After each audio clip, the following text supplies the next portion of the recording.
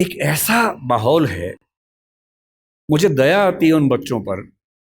वो घर में जब 9-10 महीने के होते हैं या 3 साल के जब होते हैं तब वो स्कूल जाना शुरू करते हैं। 2.5 साल का बच्चा अपनी भाषा में कॉम्प्लेक्स सेंटेंसेस बनाना सीख जाता है अपने आप, बिना एक शब्द भी पढ़े लिखे। आप घरों में देखिए छोटे बच्चों को, अच्छे से वाक्य बोलेंगे। और 2.5 साल का बच्चा तो नए वाक्य बनाने लगता है, वो भी जटिल वाक्य, सरल वाक्य नहीं। उस बच्चे की इतनी गहरी पकड़ एक भाषा में हो चुकी है, एक भी दिन स्कूल नहीं गया है। और इसलिए मातृभाषा का अध्यापन जब स्कूल में होता है, टीचर को पता होता है कि बच्चे को भाषा पहले से आती है, इसे दुरुस्त करना है, सिखाना नहीं है जीरो से।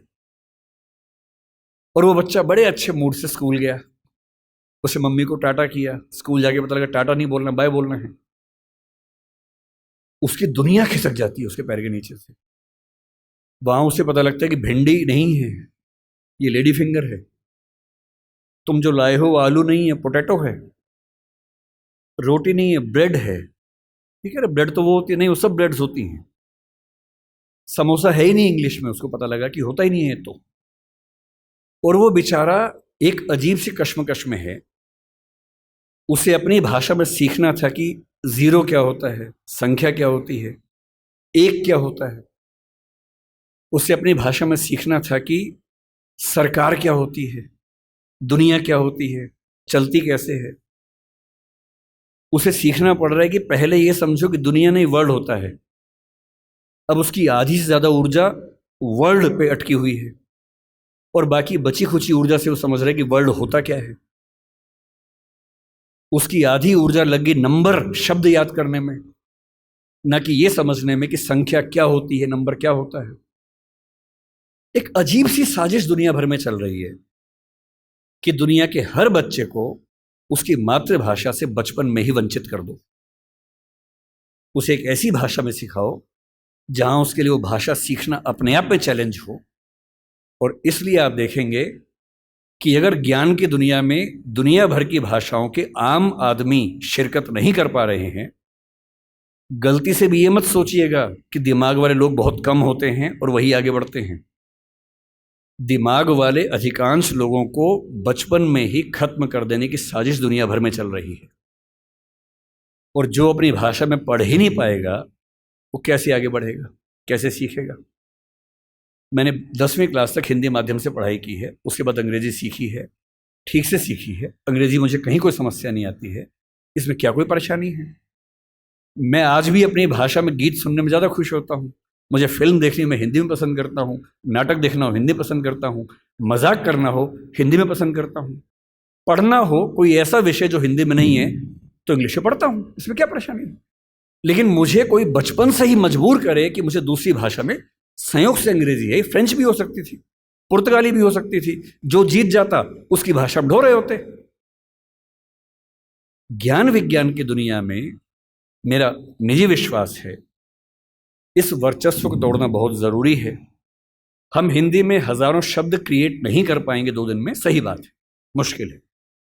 और हमें इतना शुद्धतावादी या प्यूरिटन होने की जरूरत नहीं है कि हम सारे शब्द अपने ही गढ़ेंगे।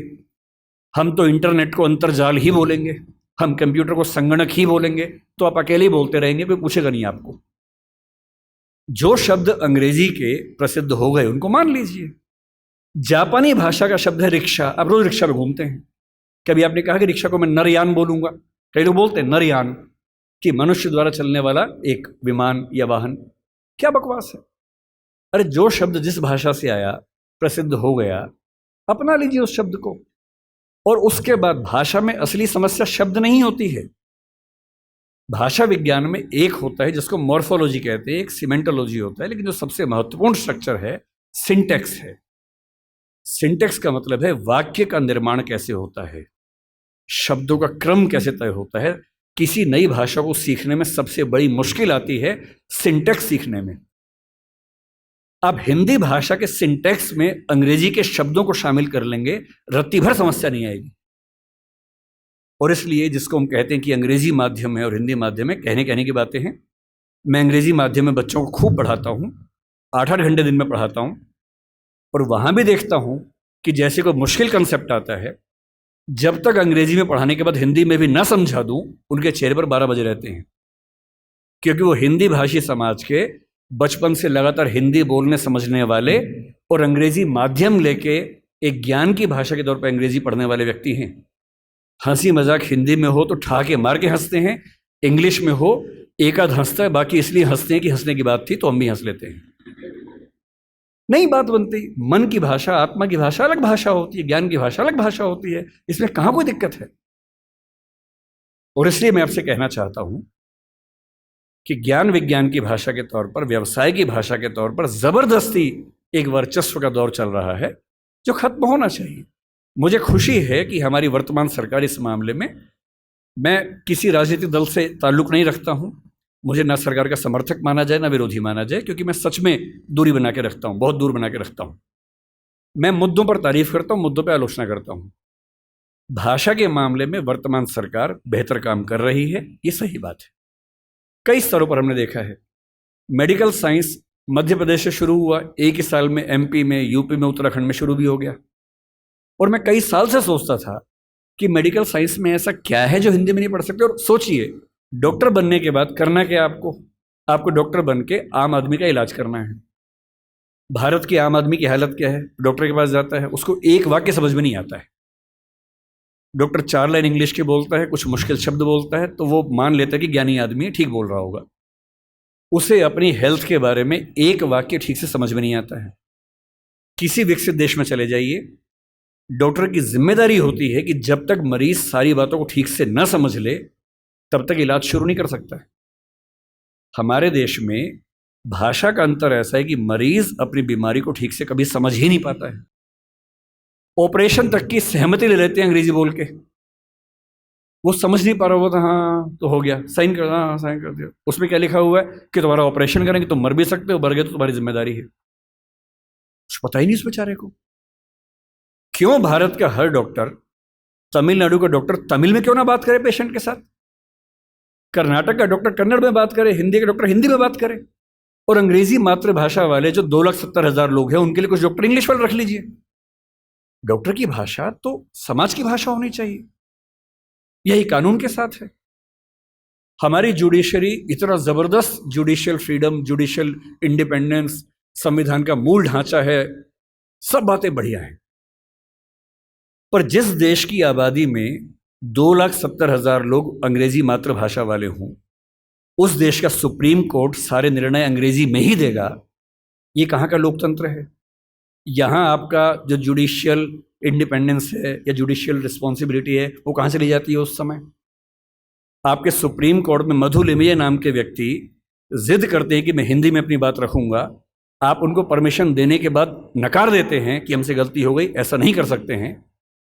मेरे देश में, मेरे सुप्रीम कोर्ट में अपनी भाषा में आप बोल भी नहीं सकते।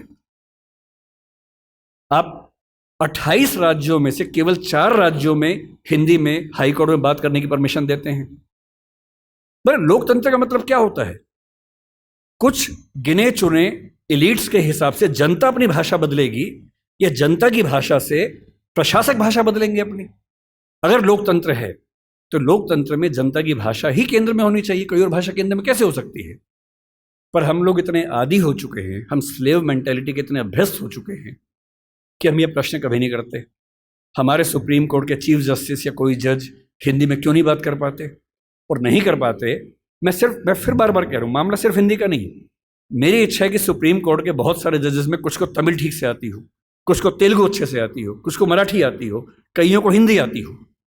और बेंच का फैसला करते हुए ये भी एक पॉइंट ध्यान में रखा जाए कि मामला कहाँ का है और उस मामले में ऐसे जज को प्राथमिकता मिले जो उस भाषा को जानता हो, ताकि केस मेरा है, मुझे हिंदी आती है, मेरा वकील अंग्रेजी में कुछ कुछ बोला, जज ने कुछ कुछ बोला, फैसला हो गया, मुझे पता ही नहीं कि क्या हुआ, और इतने में पुलिस आगे मुझे ले गई और मैं परेशान हूं कि हुआ क्या। मेरे मामले के किसी प्रसंग में मेरी भूमिका ही नहीं है, क्योंकि सारी प्रक्रिया 2 ऐसे व्यक्तियों के बीच में चल रही है जिनके पास एक भाषा है जो मेरी भाषा नहीं है, जबकि मामला मेरा है, और कहने को लोकतंत्र है। ये लोकतंत्र नहीं है, ये भाषा के स्तर पर तानाशाही है, बुरी चीज है। और मैं जब भी ये बात कहता हूं, बार बार कहता हूं, ज्ञान की भाषा के तौर पर अंग्रेजी का सम्मान करना जरूरी है, क्योंकि रिसर्च आप उसके बिना नहीं कर पाएंगे। बहुत मामलों में सीखने की जरूरत है, उससे भी जापानीज से भी, फ्रेंच से भी, सबसे सीखने की ज़रूरत है। लेकिन आपके देश के सुप्रीम कोर्ट में, हाई कोर्ट में आपकी भाषा में बात ना होती हो, ये बुरी बात नहीं है, शर्मिंदगी की बात है। हमें एक समाज के तौर पर शर्म आनी चाहिए, ये उससे कम बात नहीं है। इसलिए जब कोई मुझसे कहते कि राजभाषा के तौर पर आपकी क्या कल्पना है, 14 सितंबर का दिन आज है, हम आज के दिन ये सेमिनार क्यों कर रहे हैं? 14 सितंबर 1949 को शाम को 6 बजे एक फैसला हुआ था। एक अजीब सी अफवाह लोगों ने उड़ा रखी है। कहते हैं कि 14 सितंबर को मतदान हुआ कि भारत की राजभाषा कौन सी होनी चाहिए, हिंदी या अंग्रेजी। वोटिंग हुई, आधे वोट हिंदी के पक्ष में उठे, आधे अंग्रेजी के पक्ष में उठे, एकदम बराबर हो गया। कई लोग संख्या बोलते हैं 77 हो गया।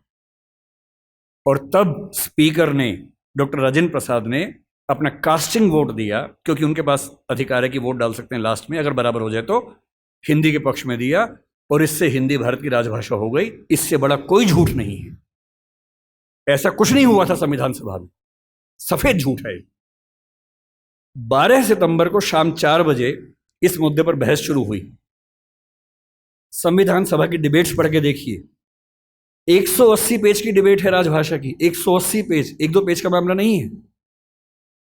संविधान सभा के वॉल्यूम 9 में ध्यान से पढ़िए, पेज नंबर लगभग 1130 से 1390 के आसपास का मामला है। 180 पेज की डिबेट है, उसमें खूब मुद्दे हैं, छोटी मोटी वोटिंग हो रही है के मामलों में। संविधान सभा का बेसिक उसूल था कि अंतिम रूप से वोटिंग नहीं करेंगे, सहमति से काम करेंगे। वोटिंग बीच बीच में होती रही। पहला विवाद यह था कि राजभाषा कौन सी हो, हिंदी हो कि अंग्रेजी हो या हिंदुस्तानी हो। अंग्रेजी पर तो बात थी नहीं, हिंदी या हिंदुस्तानी। महात्मा गांधी हिंदुस्तानी कहते थे, पर 1949 में वो थे नहीं। उनका हिंदुस्तानी का मतलब था हिंदी उर्दू का मिक्सचर, जो देवनागरी और फारसी में लिखी जा सके। दूसरा स्कूल ऑफ थॉट हिंदी की बात करता था। अंत में सहमति बनी, हिंदी ही भारत की राजभाषा होगी।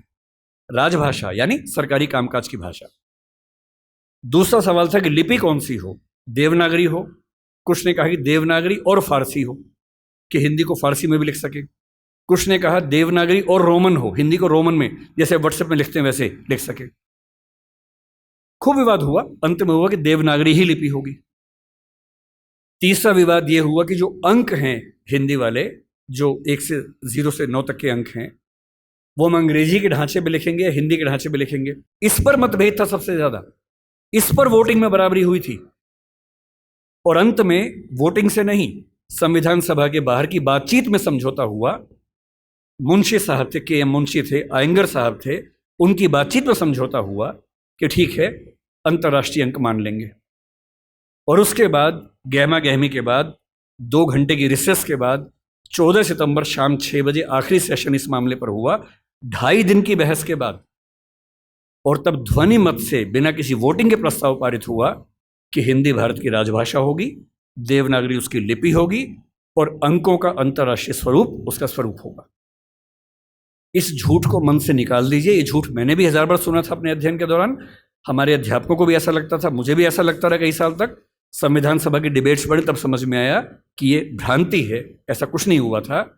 पूरी सहमति के साथ भारत की राजभाषा हिंदी बनी थी 14 सितंबर को, और इसलिए आज के दिन को हम लोग हिंदी दिवस मानते हैं। और क्यों ना बनती, आप सोचिए, क्यों ना बनती। दुनिया में 2 तरह के देश हैं, एक इंग्लैंड जैसा है, फ्रांस है, स्पेन है, जर्मनी मान सकते हैं, आज के समय के जर्मनी मान सकते हैं, उस समय का तो नहीं, आज के जर्मनी मान लीजिए, आप ग्रीस को मान लीजिए। ये सब देश वो हैं जो एक देश एक भाषा वाले लोग हैं। बांग्लादेश को मान लीजिए, बांग्ला बोलते हैं, एक देश एक भाषा है। पर कुछ देश ऐसे होते हैं जहां एक भाषा नहीं होती है। स्विट्जरलैंड में देखिए, छोटा सा देश है,